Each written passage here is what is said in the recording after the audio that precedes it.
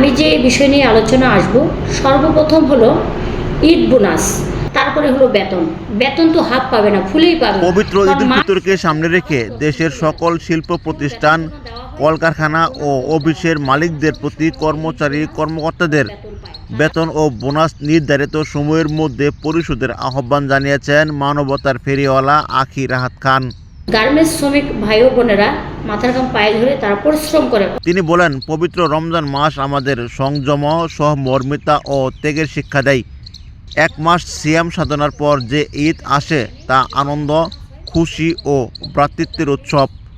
এই আনন্দ তখনই পরিপূর্ণ হবে যখন সমাজের প্রতিটি মানুষ স্বস্তি ও নিশ্চিন্ত মনে ঈদ উদযাপন করতে পারবে। কারণ মাস শেষ হয়ে আবার 10 দিন চলে যাচ্ছে, ফুল বেতন জন্য দেওয়া হয় এবং বোনাস জন্য দেওয়া হয়। তারা এক সাক্ষাৎকারে তিনি বলেন, ঈদ মানে আনন্দ, ঈদ মানে খুশি। তাই সকল কর্মচারী কর্মকর্তাদের যেন সময় মতো বেতন ও বোনাস প্রদান করা হয়, সে বিষয়ে আমি সংশ্লিষ্ট সকল মালিকদের প্রতি আন্তরিক অনুরোধ জানাচ্ছি।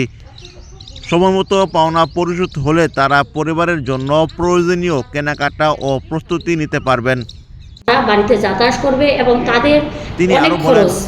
বহু শ্রমজীবী পরিবার ঈদকে ঘিরে বছরের বিশেষ মুহূর্ত হিসেবে অপেক্ষা করে থাকে। সময়মতো বেতন বোনাস পেলে সন্তানদের মুখে হাসি ফোটানো সহজ হবে এবং পরিবারের আনন্দের পরিবেশ সৃষ্টি হবে। আখি রাহাত খান মনে করেন, শ্রমিক কর্মচারীদের ন্যায্য পাওনা পরিশোধ করা শুধু দায়িত্ব নয়, এটি একটি নৈতিক ও মানবিক কর্তব্য।